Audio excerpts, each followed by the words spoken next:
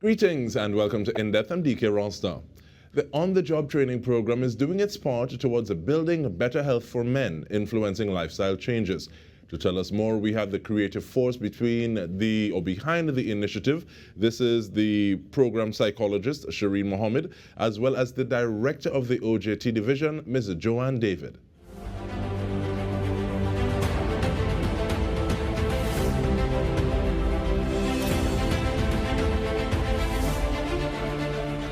Thank you so much for joining us, ladies. Before we go any further, Madam Director, give me an idea. There's some good news. There's a memorandum of agreement between the CPO and UWI. What is that about? Thank you so much, BK, for having us here once again.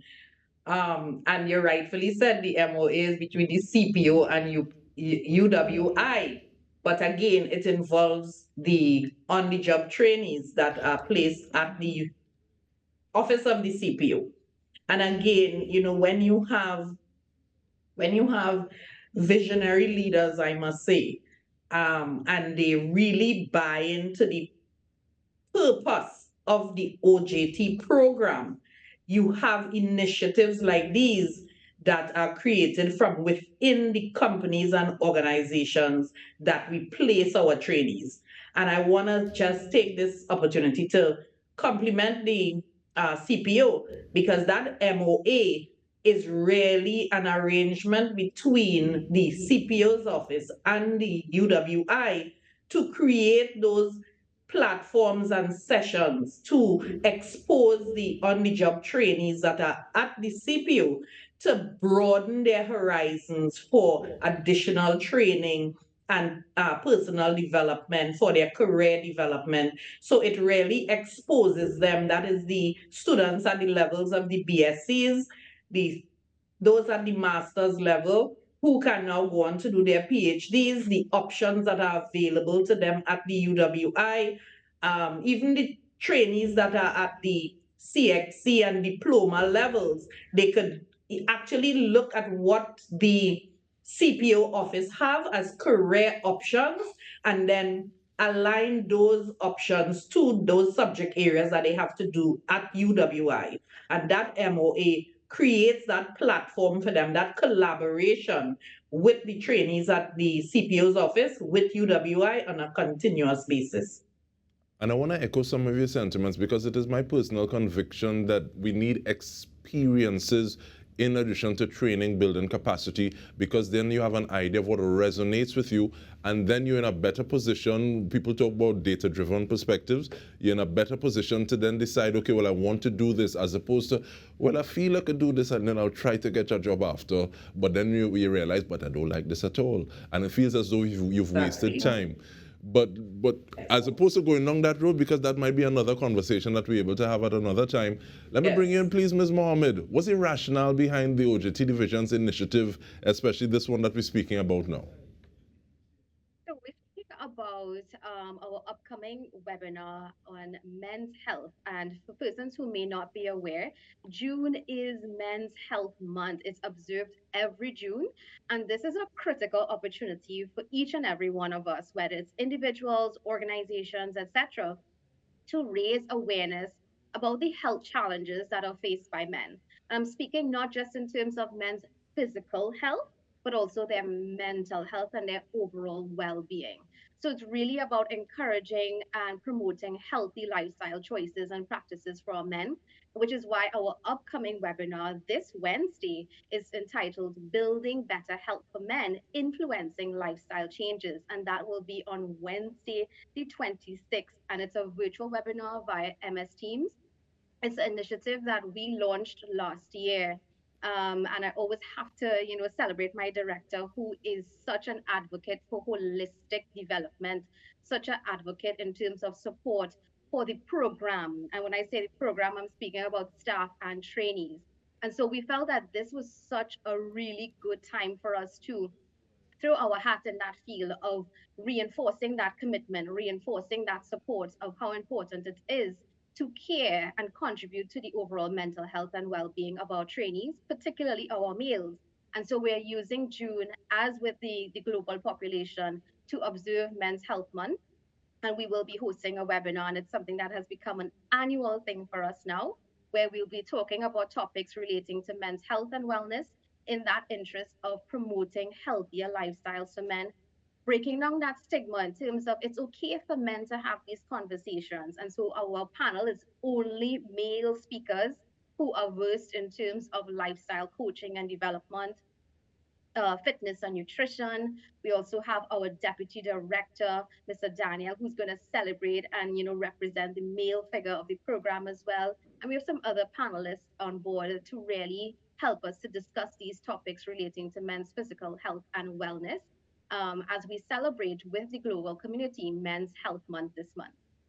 And I like the fact, Ms. Mohamed, that you're saying, okay, well, you are celebrating the leadership of the director. And when we were speaking earlier, the director was celebrating you, saying that this is basically your baby that you have kind of fostered and brought up. And Madam Director, let me ask you, how important is it? Because you've spoken before about the importance of, yes, you have these talents, you check these boxes to get the job, but how you are able to treat and interact with people keeps you in that position. Tie that into men's mental health. And I also want to ask, how important is it for you that you can just kind of step out of the way and have your people do what they're supposed to do? Well, it is critically important for me to be able to step back sometimes and allow them. I think real, true leadership wants to create more leaders. The followers will follow, but you want to create more leaders, so it makes your shoulders lighter, right? And this is important for us because while we are on a mission to increase the male population in the program and to really increase the offerings in terms of opportunities for males, it is important for us to treat with those that we have now. We have 20% of our current cohort of active trainees that are males, and we always try to make sure that we also create those opportunities for conversations around that 20% because it is important, and what we have seen based on the work of our internal psychologists is that there are areas that we see as important for them to be able to have a place to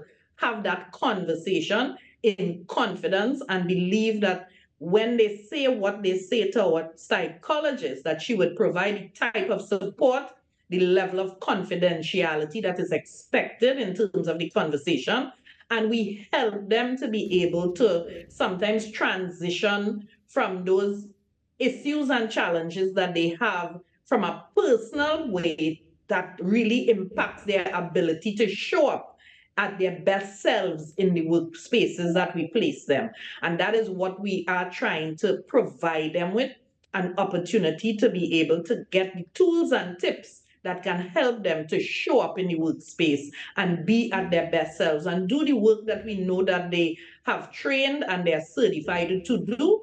But sometimes, remember, they are coming from environments that are challenged. And if it is they are in the environments and there are challenges, sometimes it isn't to say that you can now leave your problems at the door. You have to be able to treat with them and still do the work that is expected when we put you in the workplace.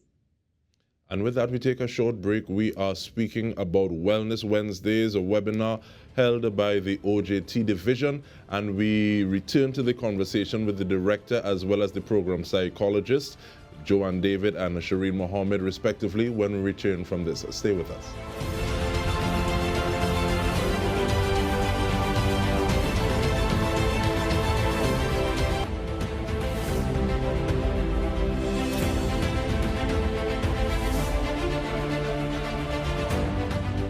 Welcome back. We are speaking with Director of the OJT Division, Ms. Joann David, as well as a program psychologist, Ms. Cherene Mohamed. And we're speaking about Wellness Wednesdays webinar, building better health for men, influencing lifestyle changes. And Ms. Mohamed is one thing to say, okay, well, we're dealing with fellas, let's get some fellas to talk to them. I believe it was more intentional in terms of saying Joann Dike, behavior change consultant, Pablo Philip, fitness instructor, Irvin Paddy, life coach, and the deputy director, Curtis Daniel. What is the level of intention? What are some of the things that you wanted in terms of these facilitators to be able to bring to the table to share with the participants of this webinar? One of the key things that we really want to have represented within this webinar is awareness and education. And that stems from the fact that when you are looking at health in relation to gender, there's a gender gap in terms of what men tend to deal with versus what women tend to deal with. And so having these types of speakers on board is important for us in terms of promotion of that education and awareness. So things in terms of regular checkups that can lead to early detection for many men in preventing cancers, heart disease, that they don't find it at that stage where it has exacerbated so much that it really diminishes the ability to mitigate those things, because men tend to stay away. They tend to stay away from doing those types of things compared to the females. So whereas women, they go and get their checkups, they go to their monthly GP or their gynecologist visits, etc. every year. You don't get that happening with men. And this is why we need to have webinars like this to really promote that sense of awareness and prevention, and particularly from a mental health space as well. Having that opportunity for men to have a sense of safety, psychological safety, to speak about those issues that impact them. A lot of research says that role of being the breadwinner is almost a high risk factor for men when it comes to their health, in terms of it places them at more risk in terms of heart attacks and chronic back pains and all of these things, where it's literally seen where this whole idea of what traditional masculinity is so detrimental to the health of men. And so having speakers that are versed within the field and that are specifically male oriented and focus on male issues, male health and well-being and their overall success really, really is important for us in terms of promoting that sense of awareness and education to really contribute to preventative measures and to encourage our men in terms of maintaining and sustaining healthy lifestyle choices for themselves so that it can impact their overall quality of life. Again, do you think you have more reach having it being a virtual webinar? What is the reason for that? So the virtual webinar absolutely allows us to have some significant reach. One, it reduces the barriers with persons now worrying about traffic after work, because it is an after work webinar at 5:30 p.m. And so persons don't have to worry about, okay, they have to go to work and then get to this other location. It really gives persons that flexibility. And I think in today's world, because people have so much things to manage within their personal and professional lives, being able to reduce those barriers in terms of how persons perceive and access mental health awareness, education, and support is important. And that is why, from the pandemic and beyond, virtual spaces, virtual webinars, even telehealth and virtual counseling really has been impactful in reducing those barriers. I think also having that virtual webinar is also impactful. So if a person's a little bit nervous, they don't want to be seen in public, like, oh gosh, somebody's seen me come into this, public event, because we already deal with stigma when it comes to mental health in general, not just looking at it from the space of male versus female, but having that virtual platform really also helps us to mitigate that, where persons feel safer to come on and to participate. And we do get a lot of participation. Prior to the webinar, our trainee development unit, they always make sure and get a feeler in terms of what persons are interested in hearing. So it helps us in crafting how we're going to structure the webinar, the type of presenters we want to have. And so we got a lot of feedback in terms of what persons are interested in. And that level of engagement is really positive. And I think that virtual space gives us that flexibility to do that, to reach as much as we can in the shortest space of time, but in a most effective space as well. Okay, thank you so much for that. So we know it is the 26th of June, which is Wednesday. We know it is 5:30 to 7 p.m. It is online.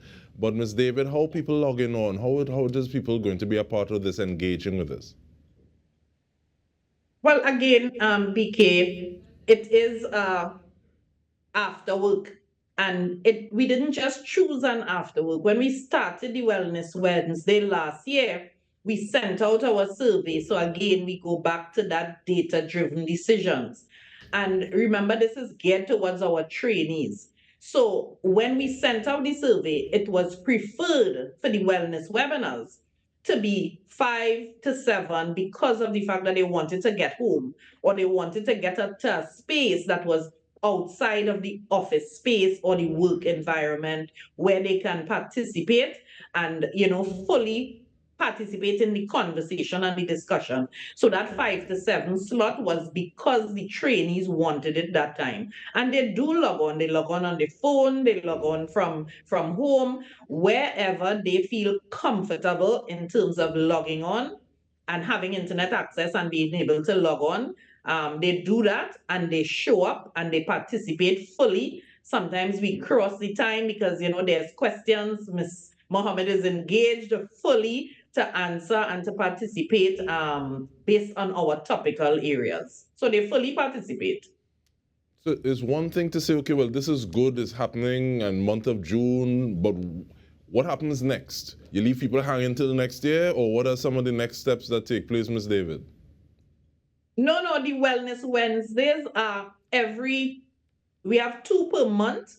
And again, we choose those topics, not only, as I say, on men's health, but we choose different topics, information that we feel it is necessary to bring to our trainees, those conversations that is necessary. And we have a Wellness Wednesday twice per month. So every other Wednesday, we get on the platform and we have those conversations that we select that trainees are interested in. All right, thank you so much. I have 30 seconds for each of you. Is there any other OJT news that you all want to share? I'll ask you first, please, Ms. Mohamed. No other OJT news other than, for persons who are able to attend, especially our trainees who are seeing this, make sure and register to be part of this powerful discussion. And we're really looking forward to speaking about these men's health issues influencing healthy lifestyle changes and really coming out and support in promoting holistic lifestyles for men.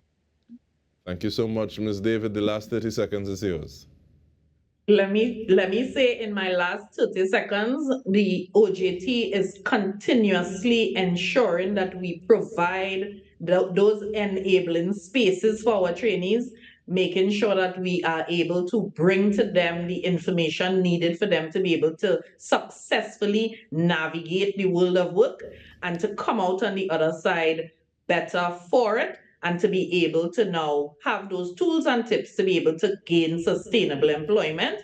And we have seen that within the last couple of months, where a lot of our trainees has transitioned to either 3-year contracts or permanent employment. And that is another conversation, Vicky.